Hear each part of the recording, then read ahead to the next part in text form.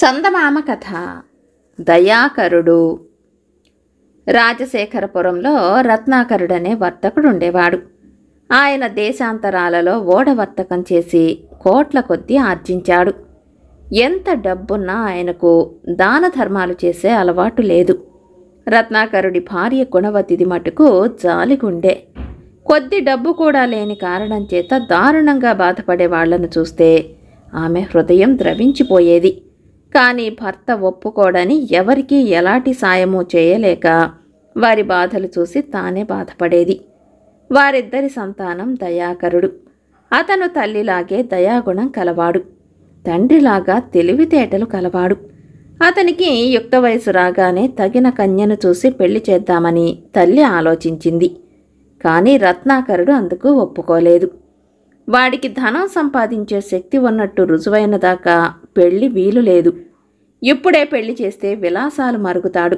ఆ తర్వాత వాడికి వర్తకంలో బుద్ధి ప్రవేశిస్తుందా అన్నాడు రత్నాకరుడు. ఆయన దయాకరుడికి ఒక ఓడ ఇచ్చి దాన్నిండా సరుకులు నింపి వర్తకం చేసుకురమ్మని ఇంటి నుంచి పంపాడు. దయాకరుడు తన సిబ్బందితో సహా సముద్రం దాటి ఒక రేవు చేరి అక్కడ గుడారం వేసి కూర్చున్నాడు. అక్కడి వర్తకులు అతనితో వ్యాపారం గురించి మాట్లాడటానికి వచ్చారు. అదే సమయంలో రక్షక భటులు అనేక మంది ఖైదీలను అటుగా తీసుకుపోతూ ఉండటం దయాకరుడు చూశాడు. ఖైదీల చేతులకు బేడీలు గొలుసులు ఉన్నాయి. ఖైదీలు నడి ఎండలో చెమటలు దిగకారుతూ నడుస్తున్నారు. దయాకరుడు వర్తకులతో, "ఈ ఖైదీలందరూ ఎవరు? దొంగలే" అన్నాడు. వాళ్ళంతా పేద రైతులు. రాజుగారికి పన్ను చెల్లించలేకపోయారు. అంతా కలిసి 600 మంది అన్నారు వర్తకులు. వాళ్ల స్థితి తలుచుకుంటే దయాకరుడికి గుండె నీరయ్యింది. అతను తన సరుకులనన్నిటినీ అక్కడి వర్తకులకు అమ్మేసి సొమ్ము చేసుకుని రాజుగారి వద్దకు పోయి రైతులు బాకీ పడిన మొత్తమంతా తానే ఇచ్చి ఖైదు నుంచి ఆ 600 మంది రైతులను విడిపించి మిగిలిన డబ్బుతో ఇంటికి చేరుకున్నాడు. అతను తెచ్చిన డబ్బు చూసి, "సరుకంతా అమ్మగా ఇంతేనా వచ్చింది? పెట్టుబడిలో 10వ వంతు కూడా తిరిగి రాలేదే. లాభం మాట దేవుడెరుగు" అన్నాడు రత్నాకరుడు. దయాకరుడు తాను ఖైదీలను విడిపించటం గురించి తండ్రికి చెప్పాడు. "ఛీ దరిద్రుడా, నీ మొహం నాకు చూపకు. నా ఇంటి నుంచి తక్షణం వెళ్ళిపో" అని రత్నాకరుడు దయాకరుడిపైన రంకెలు పెట్టాడు. గుణవతి ఏడుస్తూ భర్తను బతిమాలుకున్నది. కొడుకు చేసిన ఈ ఒక్క తప్పు క్షమించమన్నది. రత్నాకరుడు కాస్త మెత్తబడి దయాకరుడికి మరొక ఓడ నిండా సరుకులిచ్చి మళ్లీ పంపాడు. ఈసారి దయాకరుడి ప్రయాణానికి ఆరంభంలోనే అవాంతరం వచ్చింది. దయాకరుడి ఓడ ఉన్న రేవులోనే మరొక ఓడ ఉన్నది. అందులోకి అనేక మంది స్త్రీలను పురుషులను ఎక్కిస్తున్నారు. దయాకరుడు ఆ ఓడవాళ్లతో మాట్లాడి ఆ ఏడ్చే వాళ్ళందరూ బానిసలని, వాళ్లను ఇతర దేశాలలో అమ్మి ఓడ యజమానులు లాభాలు పొందుతారని తెలుసుకున్నాడు. అతనికి ఆశ్చర్యము జాలి కలిగాయి. అతను బానిస వర్తకుల వద్దకు వెళ్ళి, "నా ఓడలోని సరుకంతా తీసుకుని మీ బానిసలను అందరినీ విడిచివేయండి" అన్నాడు. అతని ఓడలోని సరుకంతా పరీక్షించి బానిస వర్తకులు అతను చెప్పిన దానికి ఒప్పుకున్నారు. విడుదల అయిన బానిసలు ఎక్కడెక్కడి వాళ్ళో కనుక్కొని అందరినీ వాళ్ళ ప్రాంతాలకు దయాకరుడు పంపేశాడు. బానిసలలో 2 స్త్రీలు మాత్రం మిగిలారు. ఒక ఆమె పడుచుపిల్ల, రెండవ ఆమె ముసలి అవ్వ. "మీరెవరు? మీది ఏ ప్రాంతం?" అని దయాకరుడు అడిగాడు. పడుచుపిల్ల తల వంచుకుని జవాబు చెప్పలేదు. అవ్వ మాత్రం, "నేనీమె దాసీని" అన్నది. "ఈమె ఎవరు?"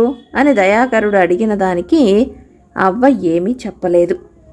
"మిమ్మల్ని ఎక్కడికి పంపమన్నారు?" అని దయాకరుడు అడిగాడు. "మాకు ఎక్కడికి పోవటానికి లేదు" అన్నది ఆ అవ్వ. చేసేది లేక దయాకరుడు ఆ స్త్రీలనిద్దరినీ తన ఇంటికే తీసుకుపోయి తండ్రితో జరిగినదంతా చెప్పేశాడు. తన కొడుకు ఎందుకు పనికిరాడని రత్నాకరుడు రూఢి చేసుకున్నాడు. వర్తకం చెయ్యటమూ కాదు, అందులో నష్టపోవటమూ కాదు. తన కొడుకు ఎవరో బానిస పిల్ల అందం చూసి భ్రమలో పడి ఓడలోని సరుకునంతా ఎవరికో కట్టబెట్టి ఇంటికి తిరిగి వచ్చాడని ఆయన అపోహపడ్డాడు. తన కొడుక్కు పెళ్లి చేసినా ఇదే జరిగి ఉండేదని ఆయనకు నిదర్శనం కనపడ్డట్టు అయ్యింది. ఆయన ఈసారి సంకోచం ఏమీ లేకుండా తన కొడుకును ఇంటి నుంచి బయటికి పంపేశాడు. ఈసారి గుణవతి కూడా భర్తను తప్పు పట్టలేకపోయింది. ఇల్లు విడిచి వచ్చిన దయాకరుడికి స్నేహితులు సహాయపడి అతనికి కొంత పెట్టుబడి ఇచ్చి ఉండటానికి ఒక చిన్న ఇల్లు కూడా ఏర్పాటు చేశారు. తన వెంట ఉన్న 2 స్త్రీలతో తాను ఆ ఇంట ఉంటూ దయాకరుడు స్నేహితుల సహాయంతో చిన్న వ్యాపారాలు సాగించాడు. ఈ వ్యాపారాలలో అతనికి బాగా కలిసి వచ్చింది.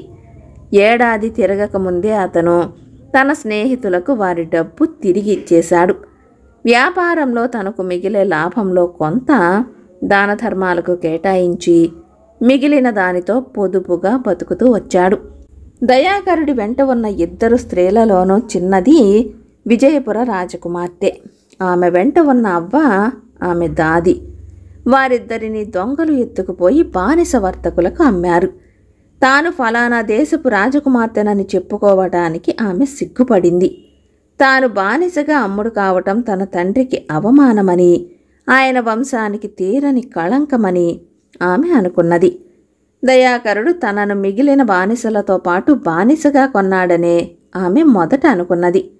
కానీ రాను రాను అతనంటే ఆమెకు చాలా గౌరవం ఏర్పడింది. ఆ కారణం చేత బతికి ఉన్నంతకాలము అతని అండనే ఉండి అజ్ఞాతవాసం చేద్దామని ఆమె నిశ్చయించింది. అయితే ఈ లోపల విజయపురి రాజు చేతులు కట్టు కూర్చోలేదు. తన కుమార్తె కనిపించకుండా పోయిన నాటి నుంచి ఆయన తన చారులను దేశదేశాలకు పంపి ఆమె కోసం వెతికిస్తున్నాడు. అలా వెతుకుతున్న వారిలో కొందరు రాజశేఖరపురం చేరారు. ఆ ఊళ్ళో ఉండే రత్నాకరుడనే కోటీశ్వరుడి కొడుకు దయాకరుడనేవాడు అనేక వందల మంది బానిసలను విడిపించాడని, అందులో 2 స్త్రీలు ఇంకా అతని వెంటనే ఉన్నారని వాళ్లకు తెలియవచ్చింది. వారు దయాకరుడి ఇంటికి వెళ్ళి అక్కడ ఉన్న తమ రాజకుమార్తెనో దాదిని గుర్తించారు. రాజకుమార్తె వారి వెంట తన తండ్రి ఇంటికి వెళ్ళ నిరాకరించింది. ఇక్కడ మాకు సుఖంగానే జరుగుతున్నది. ఎప్పటికైనా నేను పరాయి చోటికి వెళ్లేదాన్నే కదా. మా నాన్నగారికి నా మూలంగా అపఖ్యాతి కూడా దేనికి? నేను సుఖంగానే ఉన్నానని ఆయనకు చెప్పండి అన్నదామె తన తండ్రి పంపిన వారితో. ఈ వార్త చేరగానే విజయపురి రాజు అట్టహాసంగా బయలుదేరి వచ్చాడు. తన కుమార్తెతో మాట్లాడాడు. తర్వాత దయాకరుడితో, ఈమె నా కుమార్తె, నేను తీసుకుపోతాను అన్నాడు. చాలా సంతోషం. నేను ఏడాది కిందటనే పంపించి ఉందును. కానీ ఆమె నాతో తన విషయాలేమీ చెప్పలేదు. పాపం, రాజభోగాలు అనుభవించవలసిన మనిషి నా పేద ఇంట ఇంతకాలం తలదాచుకున్నదంటే నాకు చాలా బాధగా ఉన్నది అన్నాడు దయాకరుడు. కానీ నా కూతురు నా వెంట రానంటున్నది. నీకు అభ్యంతరం లేకపోతే ఆమెను నీకిచ్చి చేస్తాను అన్నాడు విజయపురి రాజు. దయాకరుడు తెల్లబోయి ఏమీ అనలేకపోయాడు. రాజు గట్టిగా నవ్వి, పిచ్చివాడా, నిన్నామె ప్రేమిస్తున్నది, ఆ సంగతి కూడా తెలుసుకోలేదా అన్నాడు. ఆయనే తండ్రి కొడుకులకు రాజీ చేసి తన కుమార్తె వివాహాన్ని రాజశేఖరపురంలోనే మహావైభవంగా జరిపించి కూతురికి అల్లుడికి అంతులేని కానుకలిచ్చి తిరిగి వెళ్ళిపోయాడు. కథ కంచికి మనమింటికి.